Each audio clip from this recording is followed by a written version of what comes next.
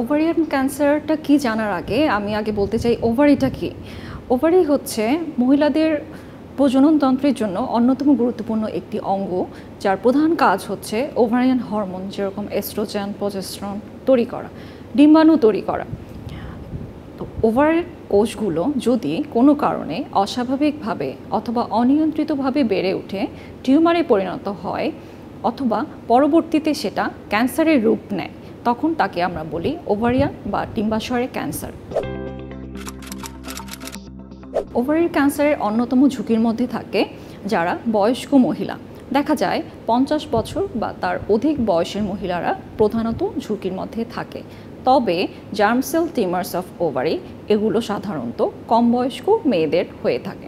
এর সাথে রয়েছে কারো যদি পরিবারে ব্রেস্ট ক্যান্সার অথবা ওভারিয়ান ক্যান্সারের ইতিহাস থাকে, কারো BRCA1 অথবা 2 জিনে যদি মিউটেশন থাকে, যদি অনিয়ন্ত্রিতভাবে দীর্ঘদিন হরমোন রিপ্লেসমেন্ট থেরাপি নেওয়া হয় এবং কারো যদি ওজন অনিয়ন্ত্রিতভাবে বেড়ে যেতে থাকে, তাকেও আমরা ওভারিয়ান ক্যান্সারের ঝুঁকির মধ্যে রাখি।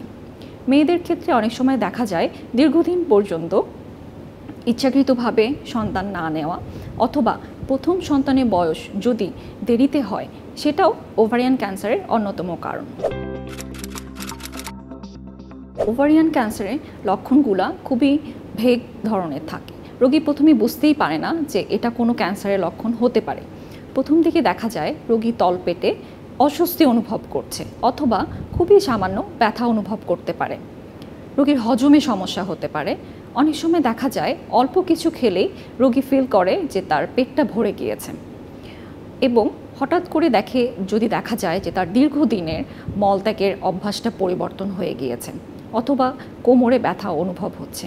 এগুলো আমরা সাধারণত ওভারিয়ান ক্যান্সার রোগীদের ক্ষেত্রে পেয়ে থাকি। ওভারিয়ান ক্যান্সারের জন্য অন্যতম গুরুত্বপূর্ণ চিকিৎসা হচ্ছে অপারেশন বা সার্জারি এবং কেমোথেরাপি। অপারেশনের মাধ্যমে আমরা জরায়ু এবং 2টি ডিম্বাশয় অপসারণ করে থাকি রোগীর দেহ থেকে এবং এরপরে আমরা কেমোথেরাপির সাহায্য নিই। কেমোথেরাপিটা কি? কেমোথেরাপি হচ্ছে কিছু ওষুধ যেগুলো আমরা ক্যান্সারের কোষ ধ্বংস করার জন্য ব্যবহার করি। কেমোথেরাপির ওষুধগুলো আমরা স্যালাইনের মাধ্যমে মিশিয়ে রোগীর শিরার মধ্যে প্রবেশ করাই। অনেক সময় আমরা এই কেমোথেরাপি অপারেশনের আগেও দিয়ে থাকি ক্যান্সারের কোষগুলোকে ছোট করে নিয়ে আসার জন্য এবং যদি মাইক্রোম্যাটাস্টেসিস থাকে সেগুলোকেও প্রিভেন্ট করার জন্য। বাহিরের বিশ্বের সাথে তাল মিলিয়ে ওভারিয়ান ক্যান্সারের একদম লেটেস্ট যে চিকিৎসা রয়েছে সেটাই বর্তমানে বাংলাদেশে হচ্ছে।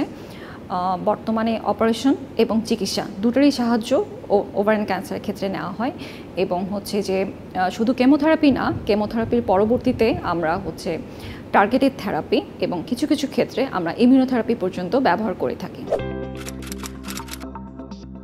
অপারেশনের পরে কিছুদিন রোগী দুর্বলতা অনুভব করতে পারে, তার পেটে কিছুটা হালকা ব্যথা অনুভব হতে পারে, হজমে কিছুদিন সমস্যা হতে পারে।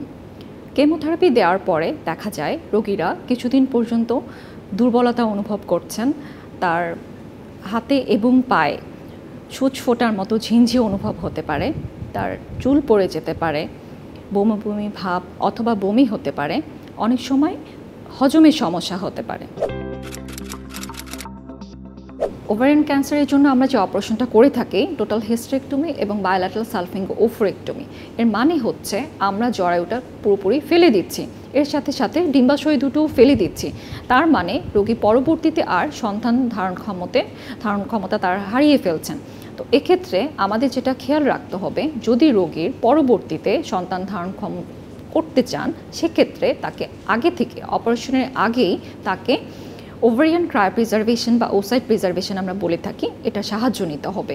তাহলে পরবর্তীতে যদি রোগী জরায়ু ফেলে দেয় অথবা যদি ডিম্বাশয় ফেলে দেয়, আমরা পরবর্তীতে আমাদের আরও কিছু প্রসিডিউর আছে সেগুলোর মাধ্যমেও রোগী গর্ভধারণ করতে পারবেন।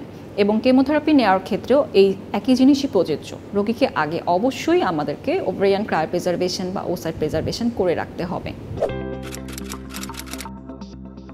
প্রথম জিনিস হচ্ছে ওভারিয়ান ক্যান্সারকে যদি আমরা আরও ভালোভাবে আগে যদি ডায়াগনোসিস করতে পারি, যেটা বেশিরভাগ সময়ই দেখা যায় যে রোগীরা আমাদের কাছে আসে অনেক দেরিতে, কারণ সিমটমগুলো থাকে অনেক ভেগ। এই জন্য রোগী আসে, বুঝতেই পারে না যে তার শরীরে কোনো ক্যান্সারের জীবাণু বাসা বেঁধেছে। তো অনেক দিন পর্যন্ত যখন তারা ডাক্তারের কাছে আসে না, লাস্ট মোমেন্টে যখন আসে তখন আমাদের কাছে রোগটার সাথে যুদ্ধ করাটা একটু কঠিন হয়। কিন্তু আমরা যদি রোগীদেরকে সচেতনতা জাগাতে পারি তাদের মাঝে যে এ ধরনের যে সিমটমগুলো আমরা বলেছি আগে, এগুলো দেখা দিলে যেন অবশ্যই ডাক্তারের সাথে যোগাযোগ করে, তাহলে আমরা রোগটাকে আরও আগেই ধরতে পারবো। এবং রোগটা যদি আমরা আগে নির্ধারণ করতে পারি, সেক্ষেত্রে রোগের চিকিৎসাটা অনেক সহজ হয় এবং চিকিৎসাটাও ফলপ্রসূ হয়। তো আমাদের মেইন চ্যালেঞ্জটা হচ্ছে রোগটাকে আর্লি পর্যায়ে ডায়াগনোসিস করা, কারণ যখন রোগীরা লেট পর্যায়ে আসে তখন দেখা যায় যে চিকিৎসা দিয়েও রোগীর রোগটা আবার ফেরত আসার সম্ভাবনাটা বেশি থাকে। অনেক সময় পুরোপুরিভাবে নির্মূল করা সম্ভব হয় না, কিন্তু যদি আগে ডায়াগনোসিস করতে পারি তাহলে দেখা যায় যে রোগীর দীর্ঘদিন ভালো থাকার সম্ভাবনা অনেকাংশে বেড়ে যায়। এখন আমরা ওষুধ যেটা বললাম, কেমোথেরাপির মাধ্যমে কিন্তু আমরা এটাকে নিরাময়ের যোগ্য করেছি অলরেডি। তবে হ্যাঁ, রোগটা আবার পুনরায় ফেরত আসার সম্ভাবনা থাকে। তবে রোগ যদি ফেরত আসে পুনরায়ও, সেক্ষেত্রেও কিন্তু আমরা আবারও কেমোথেরাপি, টার্গেটেড থেরাপি এবং ইমিউনোথেরাপির সাহায্য নিয়ে থাকি। এবং দেখা দিয়েছে এই অত্যাধুনিক ওষুধগুলোর মাধ্যমে রোগীরা এখন দীর্ঘদিন পর্যন্ত ভালো থাকে। ওভারিয়ান ক্যান্সারকে যদি আমরা সুনির্দিষ্ট এবং সঠিকভাবে চিকিৎসা দিতে চাই, তাহলে আমাদের প্রয়োজন একটি মাল্টিডিসিপ্লিনারি টিম, যেই টিমের মধ্যে থাকবেন একজন ক্লিনিক্যাল অঙ্কোলজিস্ট, একজন surgeon, gynae oncologist, histopathologist, radiologist, nutritionist এবং সাইকিয়াট্রিস্ট, যারা তাদের প্রত্যেকের নিজ নিজ ক্ষেত্র থেকে তাদের বেস্ট এফোর্টটা দিয়ে রোগীকে সর্বোত্তম চিকিৎসাটা দিতে সক্ষম হবেন। ওভারিয়ান ক্যান্সার প্রতিরোধের ক্ষেত্রে আমরা যদি কিছু জীবনযাত্রার পদ্ধতি মেনে চলি, তাহলে আমরা অনেকাংশে ঝুঁকি কমাতে সক্ষম হব।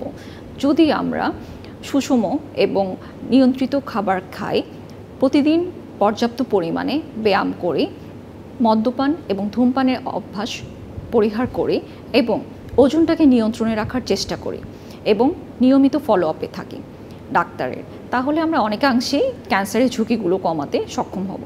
ওভারিয়ান ক্যান্সারের সচেতনতাটা গড়ে তোলাটা আমাদের জন্য খুবই গুরুত্বপূর্ণ একটি বিষয়, কারণ সিমটমগুলো যেহেতু ভেগ থাকে, আমাদেরকে রোগীদেরকে সচেতন করতে হবে এই রোগীর কী লক্ষণ নিয়ে প্রকাশ করে। অবশ্যই আমরা যেটা করতে পারি ডাক্তারদের প্রত্যেকের স্ব অবস্থান থেকে, এবং আমাদের অবশ্যই এখানে টিভি, মিডিয়া সবার সাহায্য নিয়ে রোগীদের কাছে এই ইনফরমেশনগুলো পৌঁছিয়ে দেওয়া যে এই সিমটমগুলো যদি রোগীর কখনো দেখা দেয়, তাহলে যেন তারা সেটাকে অবহেলা না করে অবশ্যই যেন ডাক্তারের শরণাপন্ন হন।